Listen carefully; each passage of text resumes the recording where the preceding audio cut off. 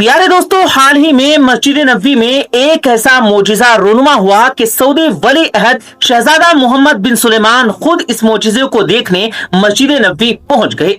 मस्जिद नबवी से आने वाली आवाजें किस शख्सियत की थी और इनमें मुसलमानों के लिए क्या पैगाम छुपा हुआ था, ये जानकर आप यकीन नहीं कर पाएंगे। इसलिए वीडियो को आपने आखिर तक जरूर देखना है। वीडियो को लाइक और चैनल को सब्सक्राइब करना हरगिज न भूलें। तो आइए दोस्तों, चलकर वीडियो को शुरू करते हैं। प्यारे दोस्तों, इसमें कोई शक नहीं कि सारी जमीन अल्लाह की बनाई हुई है और सारे शहर अल्लाह के हैं, मगर जमीन के कुछ टुकड़ों और कुर्राए अर्ज की कुछ आबादियों को खुद खालिक कायनात ने गैर मामूली तकद्दुस अता फरमाया।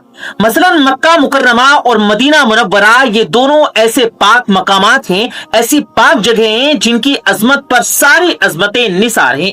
ये दोनों कुर्राए अर्ज के मुकद्दस तरीन शहर हैं जिनकी कुरान मजीद में कसम खाई गई। मक्का मुकर्रमा में अगर खुदा का घर है तो मदीना मुनव्वरा में रसूल खुदा सल्लल्लाहु अलैहि वसल्लम की मस्जिद नबवी है। एक को अगर अल्लाह ने आबाद किया तो दूसरे को हबीबुल्लाह ने आबाद किया। मक्का मुकर्रमा अगर नबी करीम सल्लल्लाहु अलैहि वसल्लम का मुअल्लज यानी विलादत की जगह बना तो मदीना मुनव्वरा आप सल्लल्लाहु अलैहि वसल्लम का मस्कन है। मक्का मुकर्रमा में अगर रसूल पाक सल्लल्लाहु अलैहि वसल्लम के आबाओ अजदाद मदफून हैं तो मदीना मुनव्वरा में खुद रसूलुल्लाह सल्लल्लाहु अलैहि वसल्लम जलवागर हैं। मक्का मुकर्रमा अगर मजहर जलाल है तो मदीना मुनव्वरा मजहर जमाल है। और अगर हरम काबा को देखना इबादत है तो रोज़ा रसूल सल्लल्लाहु अलैहि वसल्लम की जियारत बाइसे शफात है। अगर सहने काबा में एक नमाज का सवाब 1,00,000 नमाजों के बराबर है तो मस्जिद नबवी में एक नमाज 50,000 नमाजों के बराबर है। अगर मक्का में जन्नतुल मुअल्ला है तो मदीना शरीफ में जन्नतुल बकी है। मक्का में हतीम है तो मदीना में रियाजुल जन्ना है। अल गरज दोनों शहर अजमतों के मीनार है। अल्लाह रब्बुल इज्जत ने इन दोनों शहरों को हरम करार दिया गया। इन शहरों का हर जर्रा लायके एहतराम है और यहाँ हर वक्त फरिश्तों का नुज़ूल और बरकतों का सुदूर होता है। इन दो पाक शहरों में अदना से बेएहतरामी भी संगीन जुर्म की वजह बन सकती है। एक हदीस में आता है कि एक दिन आ हजरत सल्लल्लाहु अलैहि वसल्लम ने दस्ते दुआ बुलंद किए और यूं फरमाया, खुदावंद, जो शख्स मेरे शहर वालों यानी मदीना मुनव्वरा के बासियों के साथ बुराई का इरादा करे तो उसको जल्द ही हलाक कर दे। प्यारे दोस्तों, इस मुकद्दस शहर की ही अजमत व बुजुर्गी की वजह से नबी अकरम सल्लल्लाहु अलैहि वसल्लम ने लोगों को इस शहर के रहने वालों की ताज़ीम व तकरीम की वसीयत फरमाई कि मेरी उम्मत के लोगों को चाहिए कि वो मेरे हमसाये यानी मदीना वालों के एहतराम को हमेशा मलफूज़े खातिर रखें और उनके हकूक की अदायगी में कोताही ना करें। उनसे अगर कोई लफ्ज़िस गलती हो जाए तो उस पर मुआवजा न करें और उस वक्त तक उनकी खताओं को दरगुजर करें जब तक कि वो गुनाहों से इज्तनाब न कर लें। हुजूर अकरम सल्लल्लाहु अलैहि वसल्लम ने यह भी इरशाद फरमाया, याद रखो, जो शख्स उनके एहतराम और उनकी हुर्मत को मलफूज़े खातिर रखेगा, मैं क़यामत के दिन उसका गवाह और शफाअत करने वाला हूँगा।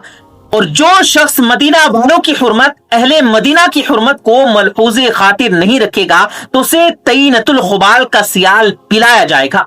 वाज़ेह है कि तईनतुल खुबाल दोज़ख के एक हौज का नाम है जो दो ज़खियों के पीप और लहू से भरा होता है। हुजूर अकरम सल्लल्लाहु अलैहि वसल्लम को मदीना मुनव्वरा से बेपनाह मोहब्बत थी। चुनांचे हजरत अनस बिन मालिक रदियल्लाहु ताला अन्हु फरमाते हैं कि आज सल्लल्लाहु अलैहि वसल्लम जब कभी सफर से वापस होते तो मदीना मुनव्वरा की दीवारें देखकर अपने ऊंट को दौड़ाने लगते और अगर घोड़े या खच्चर पर सवार होते तो उसको तेज करते। और ये इस वजह से था कि आप सल्लल्लाहु अलैहि वसल्लम को मदीना मुनव्वरा से बेपनाह मोहब्बत थी। एक और जगह पर हजरत अनस बिन मालिक रदियल्लाहु ताला अन्हु से रिवायत है कि नबी अकरम सल्लल्लाहु अलैहि वसल्लम ने बतौर दुआ यूं फरमाया, ए अल्लाह, मदीने को इस बरकत से दुगनी बरकत अता फरमा जो तूने मक्का मुकर्रमा को अता फरमाई। प्यारे दोस्तों, एक मरतबा हजरत सैयदना अबू बकर सिद्दीक रदियल्लाहु ताला अन्हु और हजरत सैयदना बिलाल रदियल्लाहु ताला अन्हु बुखार में मुब्तला हुए तो हजरत आयशा सिद्दीका रदियल्लाहु ताला अन्हा ने रसूल करीम सल्लल्लाहु अलैहि वसल्लम की खिदमत में हाजिर होकर उनकी बीमारी की इत्तला दी। تو آپ صلی اللہ علیہ وسلم نے یوں دعا فرمائی، اے اللہ تو مدینے کو ہمارا محبوب بنا دے جس طرح تو نے مکہ کو ہمارا محبوب بنایا تھا، بلکہ اس سے بھی زیادہ، اور مدینے کی آب و ہوا کو درست فرما دے، اور مدینے کی ساں اور مد میں ہمارے لیے برکت عطا فرما، اور مدینے کے بخار کو یہاں سے نکال کر حجفہ کو منتقل فرما۔ پیارے دوستو، یہاں اس معجزے کا ذکر بھی کرتے چلیں جس کے متعلق ہم نے آپ کو ویڈیو کے شروع میں بتایا تھا۔ دراصل پیارے دوستو، گزشتہ رمضان کے آخری عشرے کے دوران مسجد نبوی صلی اللہ علیہ وسلم کے اس حصے سے جہاں حضور اکرم صلی اللہ علیہ وآلہ وسلم کی قبر انور ہے، کچھ آوازیں سنی گئی جس نے مسجد کی انتظامیہ کو اپنی طرف مبذول کر لیا، کھینچ لیا۔ جب مسجد کی انتظامیہ نے یہ آوازیں سنی تو وہ سب حیران رہ گئے، کیونکہ اس آواز کے ذریعے ایک اہم پیغام دیا جا رہا تھا۔ اس پیغام کو سن کر مسجد نبوی کی انتظامیہ نے فوری طور پر سعودی حکومت کو آگاہ کیا، اور سعودی ولی عہد شہزادہ محمد بن سلمان اس پیغام کو سننے خود مسجد نبوی تشریف لے آئے۔ جب انہوں نے بھی یہ آوازیں سنی تو ان کی بھی حیرت کی انتہا نہ رہی، کیونکہ روزہ رسول کے اندر سے یہ آوازیں آ رہی تھی کہ لوٹ آؤ دین کی طرف، آخرت کی تیاری کرو، اور اے مسلمانوں متحد ہو کر کفار کا مقابلہ کرو۔ ریسرچ سے پیارے دوستو یہ پتا چلا کہ یہ آواز کری فرشتے کی تھی جو اللہ کے حکم پر روزہ رسول کے اندر سے مسلمانوں کو پیغام دے رہا تھا۔ کچھ علماء کے مطابق یہ آواز فلسطینی مسلمانوں کی مدد کی آواز تھی، تاکہ مسلمان ایک ہو کر فلسطینی مسلمانوں کی مدد کریں۔ ان آوازوں کو سن کر سعودی شہزادے محمد بن سلمان نے اسلامی ممالک سے کانٹیکٹ شروع کر دیے ہیں تاکہ فلسطین کے مسئلے پر جامع پالیسی بنائی جا سکے۔ پیارے دوستو، بلا شبہ مسجد نبوی ایک ایسی بارگاہ ہے جہاں پر روز 70,000 فرشتے صبح شام نازل ہو کر درود شریف پڑھتے ہیں، جہاں ایک نماز 50,000 رکعت کی نماز کا ثواب رکھتی ہے، اور ایک نیکی 50,000 نیکی کے برابر ہے، جہاں 100 میں سے 90 رحمتیں نازل ہوتی ہیں، جہاں حاضر ہونے سے گناہ بخش دیے جاتے ہیں، جہاں کا دربار فیض پار ہے، جہاں جنت کے باغوں میں سے ایک باغ ہے، جہاں تمام دکھ اور تکلیفیں ختم ہو جاتی ہیں اور دل کا اطمینان حاصل ہوتا ہے، جہاں کا روزہ مبارک عرش خدا سے بھی افضل ہے، جہاں فوت ہونے والا مرنے والا حضور کریم صلی اللہ علیہ وسلم کی شفاعت کا مستحق ہوتا ہے، جہاں دل کا گلستان کھل اٹھتا ہے، ہر مردہ چہرے کو رونق اور قلب و جان کو تسکین ملتی ہے، جہاں آنسو محبت اور احترام کے انداز کرتے ہیں، جہاں دھڑکنیں شکر بجا لاتی ہیں، جہاں قدم رک جاتے ہیں، سر جھک جاتے ہیں، تاریک دل چمک جاتے ہیں، زمان ندامتی گناہ سے گم ہو جاتی ہے، زندگی پشیمان ہو جاتی ہے، اعمال نادم اور خطائیں شرمندہ ہو جاتی ہیں، روح کی آلائشیں ختم ہو جاتی ہیں، تقدیر بدل جاتی ہے، مقدر جاگ اٹھتے ہیں، التجائیں آنسوؤں کا روپ دھار لیتی ہیں۔ بے شک یہ تقدس، پاکیزگی، امن و محبت اور احترام کی جگہ ہے۔ دعا ہے کہ اللہ پاک ہم سب کو حرمین شریفین کی با ادب زیارت نصیب فرمائے، آمین ثم آمین۔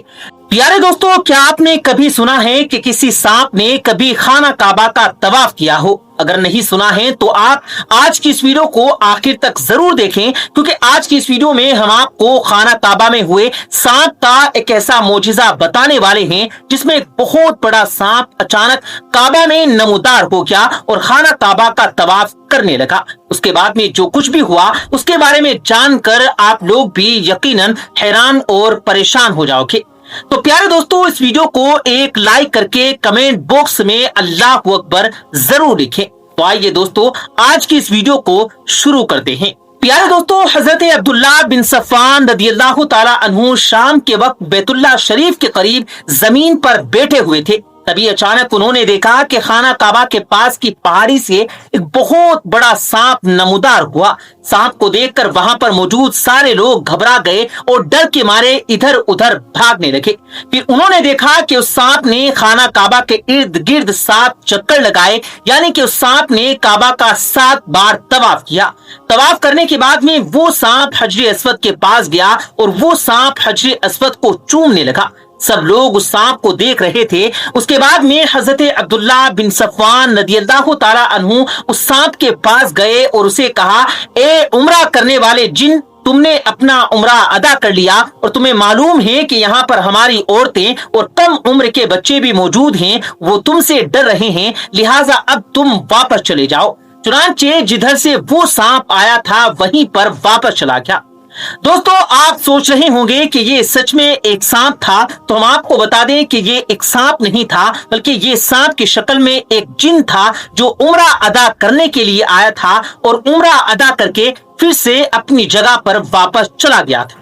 اللہ کے پیغمبر حضرت محمد مصطفیٰ صلی اللہ علیہ وسلم نے فرمایا کہ مکہ اور مدینہ میں بہت سے ایسے جن رہتے ہیں جو کلمہ پڑھ کر مسلمان ہو گئے، اب وہ نماز بھی پڑھتے ہیں اور عمرہ بھی کرتے ہیں۔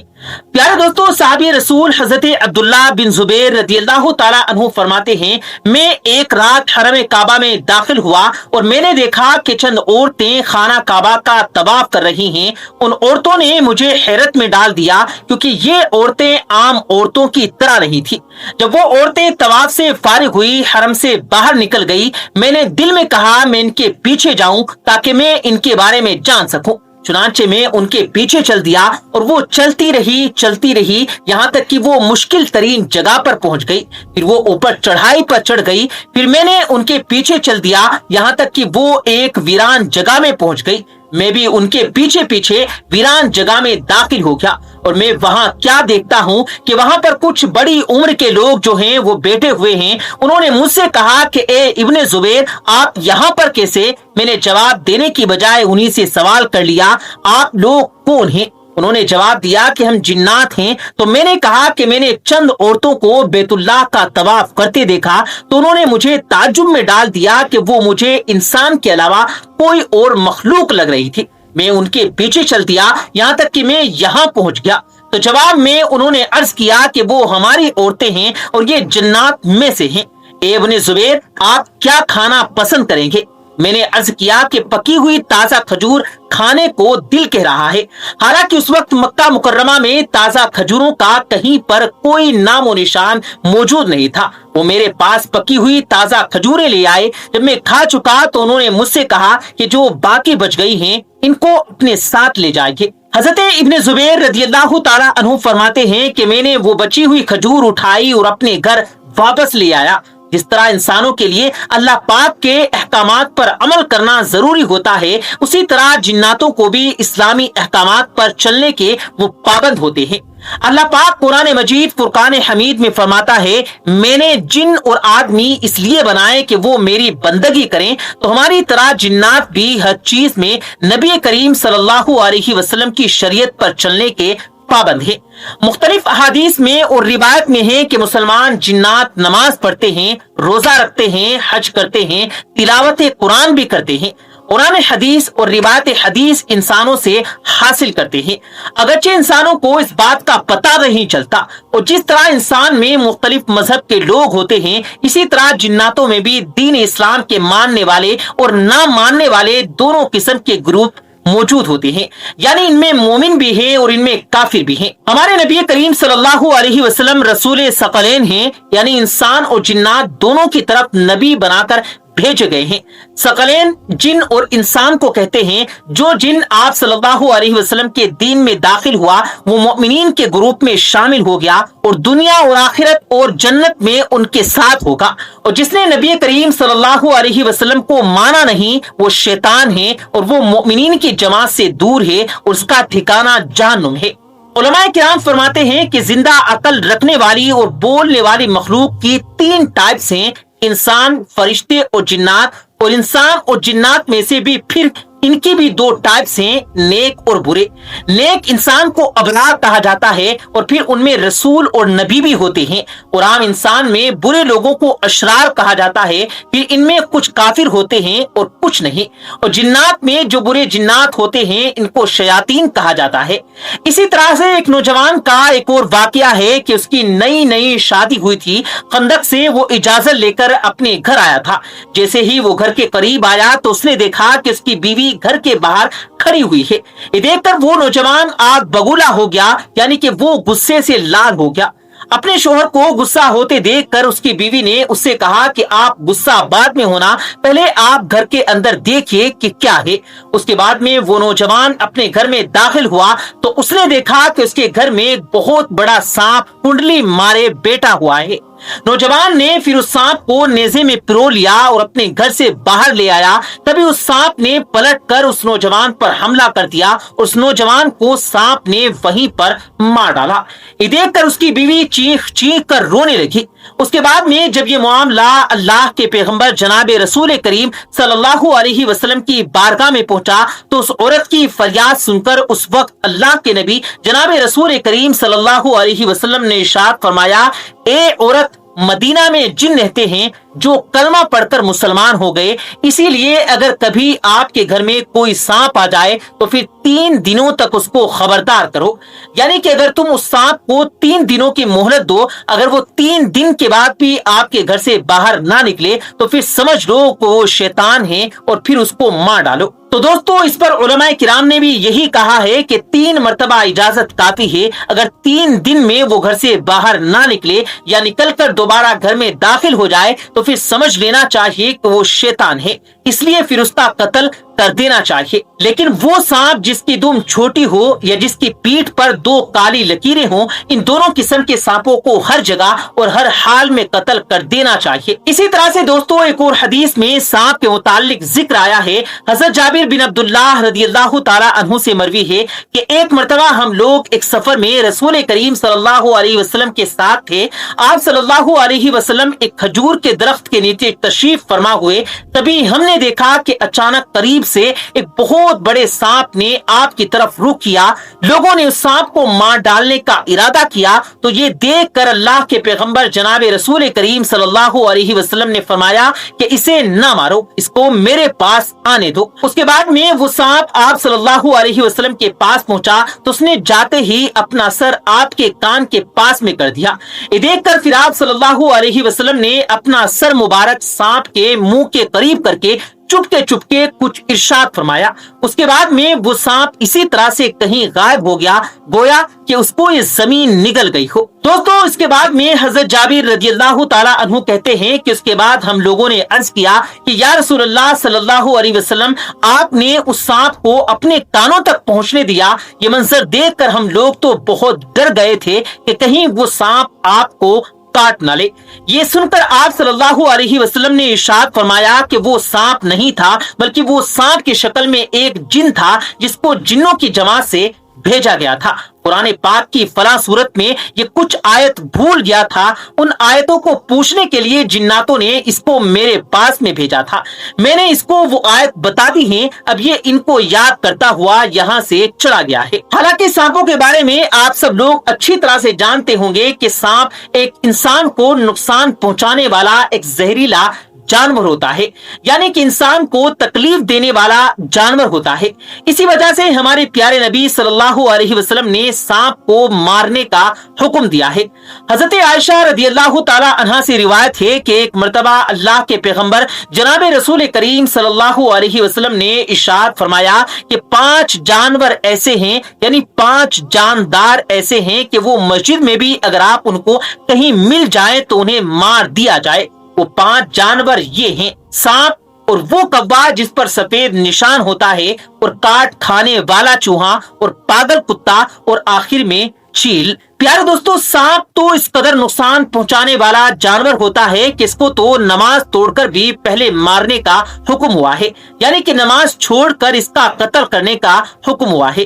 حضرت ابو ہریرہ رضی اللہ تعالی عنہ سے روایت ہے کہ اللہ کے پیغمبر حضرت محمد صلی اللہ علیہ وسلم نے ارشاد فرمایا کہ نماز کے دوران اگر ان 2 جانوروں کو دیکھو، یعنی سانپ اور بچھو کو، تو پہلے ان کو مار ڈالو۔ حالانکہ سانپ کے بارے میں کچھ الگ الگ حکم ہے، اس میں 3 بار پہلے گھر خالی کرنے کا حکم دیا گیا، کیونکہ یہ کوئی جن ہو جو سانپ کی شکل اختیار کر کے آیا ہو۔ حضرت ابو لبابہ رضی اللہ تعالی عنہ سے روایت ہے کہ رسول کریم صلی اللہ علیہ وسلم نے ان سانپوں کو جو گھروں میں رہتے ہیں ان کو مارنے سے منع فرمایا ہے۔ सिवाय उनके जिनकी पीठ पर काली या सफेद धारियां बनी होती हैं और जिनकी दुम नहीं होती, क्योंकि ये इंसान को ज्यादा नुकसान पहुंचाने में और औरतों का हमल गिरा देने की वजह बनते हैं।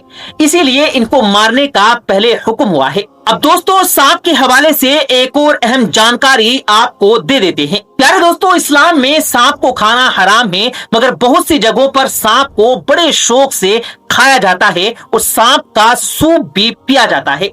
चाइना में तो सैकड़ों मार्केट्स ऐसी हैं जहां पर हर किस्म के सांपों का खाना परोसा जाता है और लोग बड़े ही शौक के साथ में खाते भी हैं।